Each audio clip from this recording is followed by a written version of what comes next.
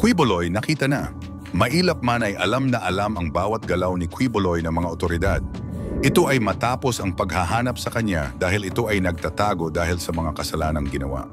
Si Quiboloy ang nais matagpuan ng mga otoridad, sa katunayan may patong na ito sa ulo na 10 milyon ang siyang makakapagturo kung saan ito nagtatago. Ilang buwan ang lumipas, hindi ito nakikita. Pero ayon sa report, nasa Pilipinas lamang ito at wala sa ibang bansa.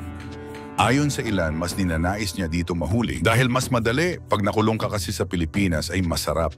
Lalo na kung sobrang yaman mo, imagine may sarili kang kulungan, water dispenser, naka-aircon, may ref, etc.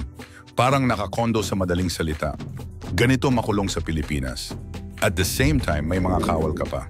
Anyway, sa lumalabas na report, si Quiboloy ay nagtatago umano kanyang church dito sa Pinas. Naniniwala ang mga otoridad na narito lamang ito. Kasunod niyan ay ipinag-utos ng mga mambabatas ang pag-freeze ng mga bank nito. Ang mga bangko ni Quiboloy ay hindi na niya magagamit kahit pa ito ay may malaking pera sa kasalukuyan. Dahil dito ay limitado na lamang ang galaw ni Quiboloy. Pero syempre matalino ang mga mamamayan bago pa ito ay freeze ng mga bangko na kapag withdraw na ito ng malaking pera. Bagal nyo kasi sabi ng netizens sa comment section. Ayon naman kay Senator Risa Hontiveros na labis na natuwa ay itong ang kanyang sinabi. Deserve. Dapat lang yan sa mga tulad ni Quiboloy na sukdulan ng kasakiman. Nagpapasalamat tayo sa AMLC sa kanilang action. This is the second freezing of bank accounts after the ones in the US. Hopefully this freezes Quiboloy's ability to escape. Hopefully also our local entities can work with their foreign counterparts to staunch the flow of money to offshore accounts.